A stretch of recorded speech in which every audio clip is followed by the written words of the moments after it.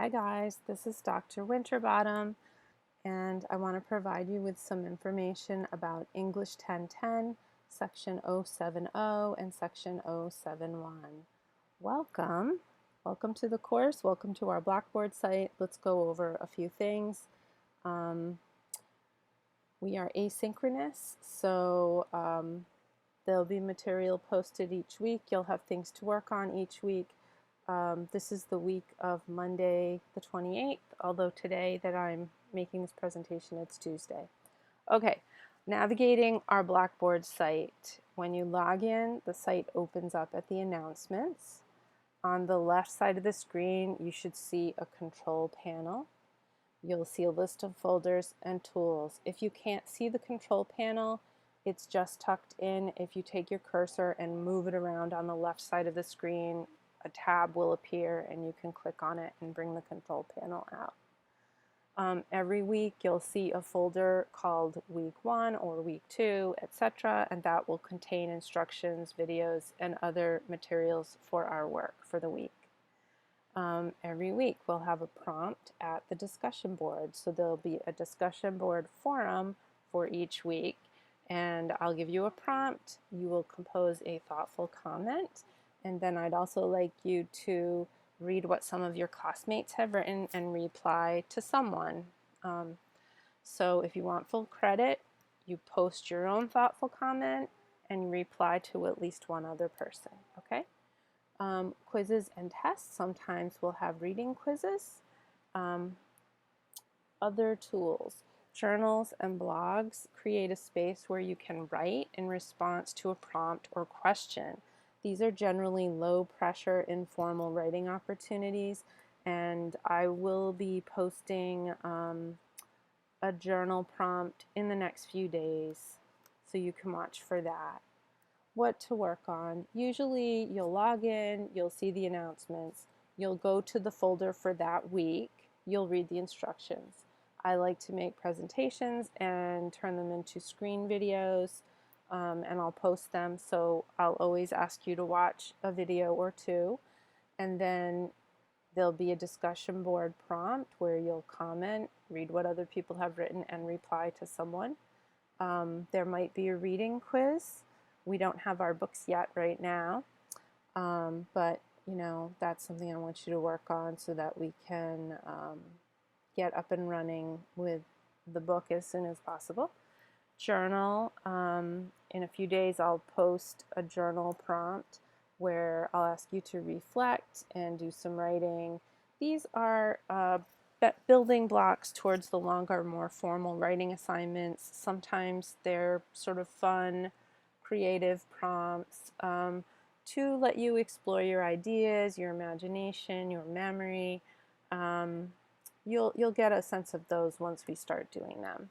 All right, so what to work on this week? Well, read the announcements, order your books. That's really important this week. The bookstore has been very busy and a bit backed up, so it's important to get on that quickly. One of my videos that I'm posting here today gives you advice about where to go, what to click on, how to order the books. So please make sure that you see that. So you'll go to the week 1 folder, you'll read the instructions, you'll watch the videos. If you're watching this, you must be there. Then you'll go to the discussion board. After you watch my 2 videos, the second one, this one has content that will help you with the discussion board prompt. You'll consider the prompt, compose an entry, read what peers are writing, and reply to someone. And then there is not yet a practice quiz, but maybe I will make one in the next day or so. We'll see. And watch for a journal post, journal prompt in the next few days. Okay, so buying the books, I've already posted that as a separate presentation, so let's move ahead. All right, week 1 folder. Notice the black control panel on the left side of the screen. You'll see a content folder called Week 1 folder. You'll see one every week. And then be sure to watch my videos, which I hope you've already seen the one where I gave you the pointers about getting the textbooks. And this is the getting started one. Okay, So let's talk about chapter 1 in our textbook. It's called, the first part of it is called Getting Started with Writing, and the chapter is called Getting Started with Writing, and the first part of it's called Create an Ideal Writing Environment. So this is what I want us to reflect on this week. Even if you haven't had much success with writing in the past, you can become a good writer at school, on the job, and in your personal life. And when you have your textbook, you'll be able to read this content on page 3. Your academic history doesn't define your future as a writer. Through this course, you will learn and apply many strategies that will strengthen your writing skills so you can say something worthwhile in a way that readers will find interesting. Instead of feeling overwhelmed by writing assignments, you will learn to break them into manageable tasks. Visualize yourself writing a strong paper. One way to help you achieve success is to create a comfortable writing atmosphere that contains everything you need. Whether you are taking your class on campus or online, and in our case we're doing it online, here are some steps to help you find your writing groove. 1. Find a good place to write. Try writing in different places to discover where you experience the most success. Do you work better at home, in a library, in an empty classroom, outside, or in a cafe? Choose a place that won't be too distracting. Number 2, plan your time to write. What time of day are you the sharpest? Do you like to compose first thing in the morning, or does your brain get fired up in the middle of the night? Try to schedule your writing time when you are likely to develop your best work. If your busy life prevents you from writing at the opportune time, then learn to adapt your writing habits to your schedule. Plan your time to write. Though it may not be ideal, you can write a little bit at a time if necessary. With the right attitude, you can be productive in nearly any environment. Use the time that you do have wisely. Look for gaps in your schedule. If your writing time is on your calendar, you are less likely to fill that time with other less productive tasks. Number 3, select your materials. Before you begin writing, assemble the materials you will need. Some writers like to brainstorm ideas on paper. If that's your style, do you prefer a legal pad, spiral notebook, or fancy journal? Do you have a favorite pencil or pen? Also, you should have a dictionary and thesaurus nearby. Other writers are comfortable starting right in with a computer. Make sure you have enough battery strength or power supply.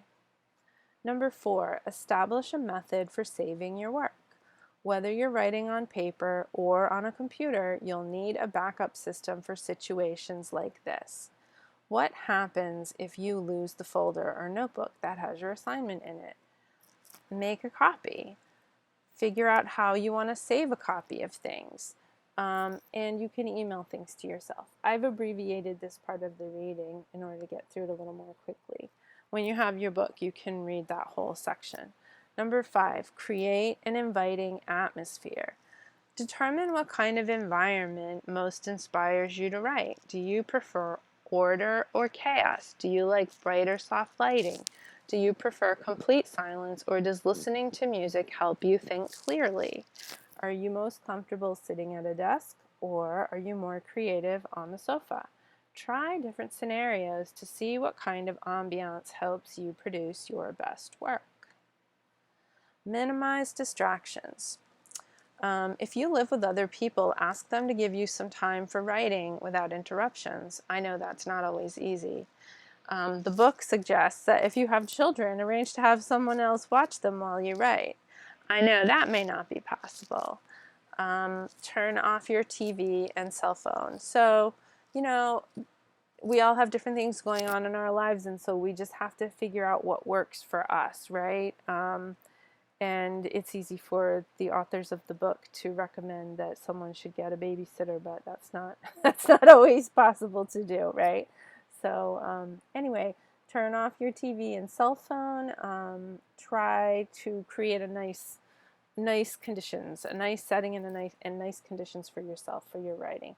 Try to focus all of your energy on what you are writing so that you can concentrate and do your best work. There's more to the chapter, but I'll pause there. At the discussion board, you'll find a prompt, and you are asked to introduce yourself and describe your ideal writing environment. Okay, so you'll see that it says discussion board, and then you'll click into it, and then you'll see the first forum, which is called discussion board post for the week of 9/28. It's for attendance points. The prompt asks you to introduce yourself and describe your ideal writing environment, okay? And remember, you're going to post a comment, and then you're going to reply to someone else to get full credit. For your homework, please, please, please work on getting your books. Also, check back here for a journal prompt in the next few days. And just a reminder to watch the video that I posted about buying the books if you haven't already done so. Okay. I'll have more things to share with you in the coming days, but I think that's enough for now. And please let me know if you have any questions.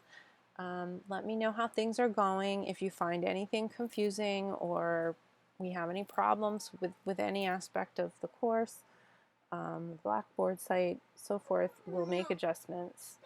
Feel free to email me at lwinterbottom@ccri.edu. Sorry about the background noise. And I look forward to reading your posts at the discussion board. Thanks, guys.